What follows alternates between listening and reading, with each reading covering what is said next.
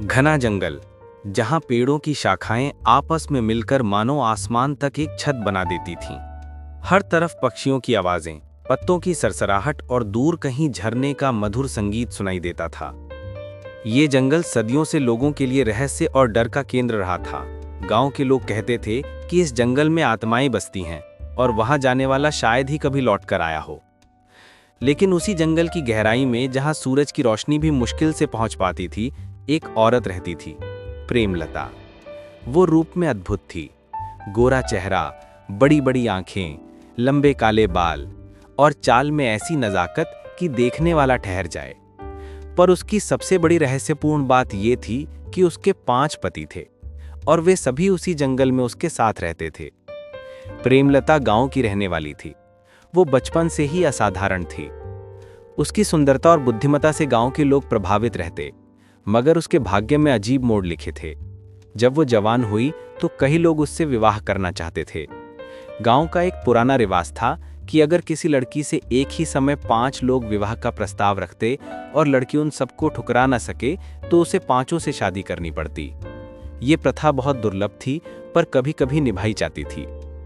प्रेमलता से एक नहीं 5 युवक एक साथ विवाह करना चाहते थे।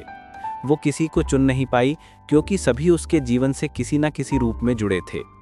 गांव वालों ने उसी प्रथा के अनुसार उसका विवाह 5 से कर दिया। भीमसेन सबसे बड़ा पति, बलशाली, गुस्सैल, पर दिल का साफ। जंगल में शिकार करना और परिवार की रक्षा करना उसका काम था। रामदास, दिमाग से तेज, चतुर और रणनीतिकार। वो हर काम सोच समझ कर करता। हरि कृष्ण, संगीत और कला प्रेमी।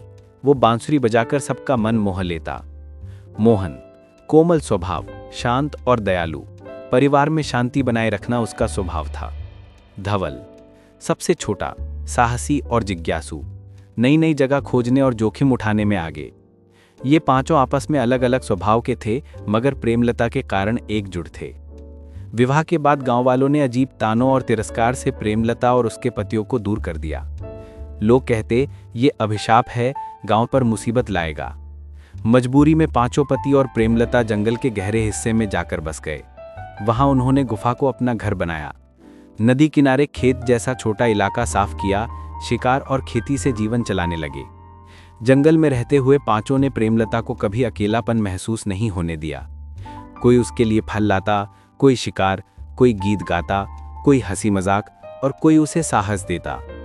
समय बीतता गया, पर 5 पतियों के बीच प्रेमलता को लेकर ईर्ष्या भी होने लगी। भीमसेन सोचता कि वो सबसे बड़ा है, इसलिए प्रेमलता उसे ही अधिक सम्मान दे। रामदास चाहता कि उसकी बुद्धिमत्ता के कारण प्रेमलता उसे सबसे प्रिय रखे। हरिकृष्ण चाहता कि उसका संगीत ही प्रेमलता का दिल जीत ले। मोहन अपने प्रेम और दया के बल पर निकटता चाहता। धवल, जो सबसे छोटा था, प्रेमलता की हंसी और जवानी का साथी बनना चाहता।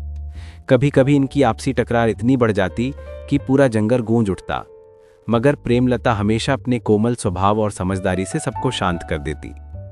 जंगल में रहते हुए कई बार अजीब घटनाएं हुई। कभी रात को गुफा के पास अजीब परछाइयां घूमती, कभी नदी का पानी अचानक लाल हो जाता, कभी पेड़ों के बीच कोई डरावनी आवाज सुनाई देती। धीरे धीरे प्रेमलता को समझ आया कि इस जंगल में कोई अलौकिक शक्ति है। एक रात उसने सपना देखा। एक बूढ़ी औरत ने कहा, हे कन्या, तू इस जंगल में आई है क्योंकि तेरी किस्मत यहाँ की आत्माओं से जुड़ी है। तेरे 5 पति असल में 5 तत्वों के प्रतीक हैं, पृथ्वी, अग्नि, जल, वायु और आकाश। इन 5 को साथ लेकर ही तू जीवन जी पाएगी। एक दिन गांव के लोग जंगल में शिकार करने आए। उन्हें पता चला कि प्रेमलता और उसके 5 पति यहीं रहते हैं। गांव वाले डर और लालच से भर उठे। कुछ ने कहा, इन्हें मार दो, वरना ये हमारे गांव पर संकट लाएंगे। कुछ ने कहा, प्रेमलता की सुंदरता गांव में नहीं होनी चाहिए, वरना लड़ाई होगी। गांव वाले हथियार लेकर गुफा तक पहुंच गए। 5 पति ने मिलकर उनकी रक्षा की। भीमसेन ने अपनी ताकत से, रामदास ने अपनी बुद्धि से, हरिकृष्ण ने अपने गीत से, मोहन ने अपनी दया से और धवल ने अपने साहस से गांव वालों को हराया। प्रेमलता ने सबके सामने खड़े होकर कहा, मैं अभिशाप नहीं हूं, मैं इस जंगल की आत्मा से बंधी हूं। अगर तुम मुझे मारोगे या सताओगे तो पूरा गांव विनाश में डूब जाएगा। गांव वाले डर गए और पीछे हट गए। उस रात फिर वो बूढ़ी आत्मा प्रेमलता के सपने में आई। उसने कहा, तेरी परीक्षा पूरी हो गई है। तेरे 5 पति असल में तेरी शक्ति के 5 स्तंभ हैं। जब तक तू इनके साथ है कोई तुझे परास्त नहीं कर सकता। प्रेमलता की आंखों में आंसू आ गए। उसने अपने पतियों को देखा और बोली, तुम पांचों ही मेरे जीवन के आधार हो, तुम्हारे बिना मैं अधूरी हूं। वक्त बीतता गया। प्रेमलता और उसके 5 पति जंगल में ही जीवन बिताने लगे। धीरे धीरे गांव वाले उन्हें भुला दिया। किंवदंती बन गई कि जंगल में एक औरत रहती है जिसके 5 पति हैं। कभी लोग दूर से उसकी झलक देखने की कोशिश करते, मगर कोई उसके पास न पहुंच पाता। कहा जाता है कि आज भी उस जंगल में रात को बांसुरी की धुन सुनाई देती है। कभी किसी पेड़ के पीछे से एक सुंदर औरत की छवि दिख जाती है। लोग कहते हैं वो प्रेमलता है जो अपने 5 पतियों के साथ आज भी उस जंगल में जीवित है। प्रेमलता की कहानी सिर्फ एक औरत और 5 पतियों की गाथा नहीं है। ये प्रेम, त्याग, ईर्ष्या और एकता की कहानी है।